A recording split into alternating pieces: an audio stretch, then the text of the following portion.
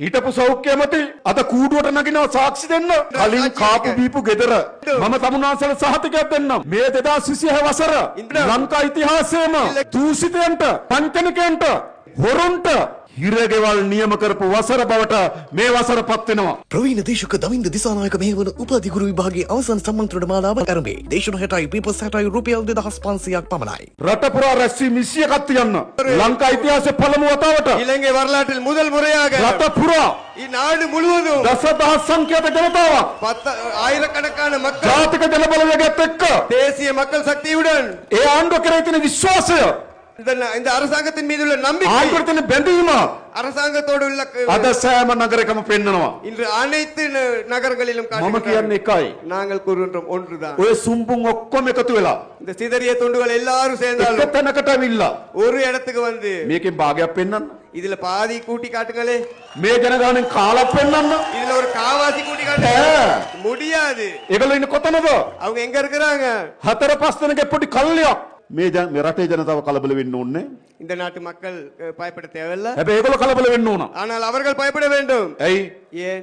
ඔගොල්ලෝ දකින්නවා நீங்கள் பார்க்கின்றீர்கள், ලංකාවේ පළමු වතාවට කුඩු තොග ගණන් අල්ලනවා. இலங்கை வரலாற்றில் முதல் முறையாக குடு பாரிய அளவில் பிடிக்கப்பட்டிருக்கின்றது. ජනතාව කලබලද? නෑ. இல்லை, ඒගොල්ලෝ කලබලයි. அவர்கள் பயப்படுவார்கள். එහෙම නෙවෙයිද? පාතාලේ සොබතකම් තොග පිටින් එළි වෙනවා. ජනතාව කලබලද? இருக்கிறார்களா? ඒගොල්ලෝ කලබලයි. அவர்கள் பயப்படுவார்கள். ඇයි? ඒගොල්ලන්ගේ ගෝලයෝ, அவர்களுடைய ඒගොල්ලෝ හදපු අය, அவர்களுடைய கூட்டாளிகள், ඒගොල්ලන්ගේ රැකවරණේ පෝෂණය වුණු අය அவர்களுடைய பாதுகாப்பில் வளர்ந்தவர்கள் අත්අඩංගුවට පත් වෙනවා. දැනුත් විදේශ රටවල වල කීප දෙනෙක් අත්අඩංගුවට අරගෙන තියෙනවා. එයා ලංකාවට කැඳවීම සඳහා අපි මේ වෙනකොට පියවර අරන් තිබෙනවා. ජනතාව කලබල වෙන්න ඕනද? පාතාලේ අත්අඩංගුවට ගන්නවා, පාතාලේ මර්ධනය කරනවා. ජනතාව කලබල නැහැ. ඒගොල්ලෝ කලබලයි. කලබල වෙන්න ඕන. ඒ විතරක්ද? අපරාධ පරීක්ෂණ දෙපාර්තමේන්තුව ශක්තිමත් කරලා තියෙනවා. පරීක්ෂණ විශාල ප්‍රමාණයක් දියත් වෙනවා. ජනතාව කලබලද? නෑ, ඒගොල්ලෝ කලබලයි. අල්ලස් කොමිසම ශක්තිමත් කරලා තියෙනවා. අල්ලස් කොමිසමේ බිල්ඩින් එකේ ඉඩමදි කිව්වා. අපි හිටපු ඇමති කෙනෙක්ගේ ගෙයක් අරන් දුන්නා. අල්ලස් කොමිසමටම. දැන් පරීක්ෂණ ටික යනවා. අපි ආයතන ශක්තිමත් කර දුන්නා. නීති හදලා දුන්නා. ජනතාව කලබලද? ඒගොල්ලෝ කලබලයි. ඇයි ඒ? නම ඒගොල්ලෝ පොලිමේ හිටපු ගෙදර දැන් පරීක්ෂණයක් කරනවා. නඩු අහන්න ඕන කිව්වා. නඩු අහන්න අධිකරණ මදි කිව්වා.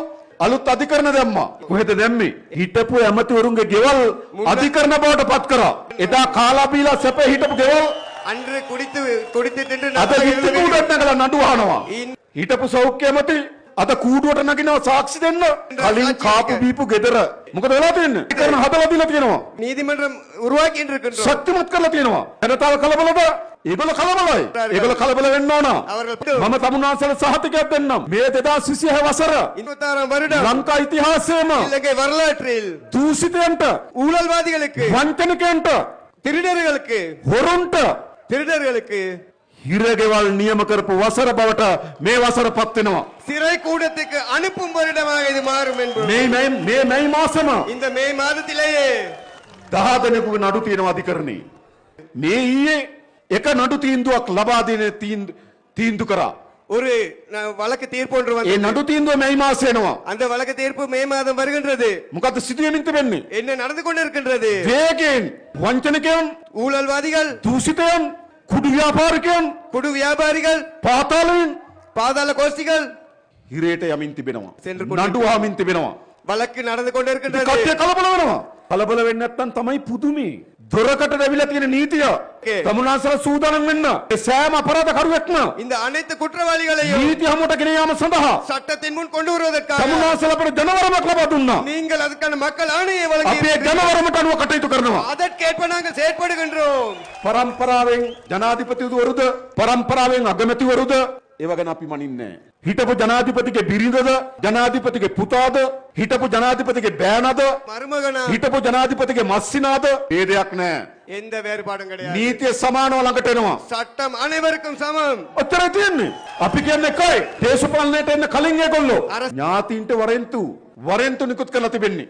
සමහර අය රට පැනලා ඉන්නවා. අපි උපරිම උත්සාහ කරන ඒගොල්ලෝ ගින්න. வெளிநாடுகளில் இருக்கின்றார்கள் ඒ அவர்கள் අධිකරණ හමුවට පමුණුවන්න. මේ රටේ ජනතාවට නීතිය පිළිබඳ විශ්වාසය හදන්න ඕන. சட்டம் ඒ වැඩේ අපි කරමින් තිබෙනවා. ඒගොල්ලෝ කලබල වෙමින් තිබෙනවා. දසත සිසාරා විශ්වාසයේ සන්නාමය. දසත නිවුස්. දවසේ දසත පැතිරුණු පුවත් ඇසිල්ලෙන් දැනගන්න. දසත YouTube නාලිකාව සබස්ක්‍රයිබ් කරන්න.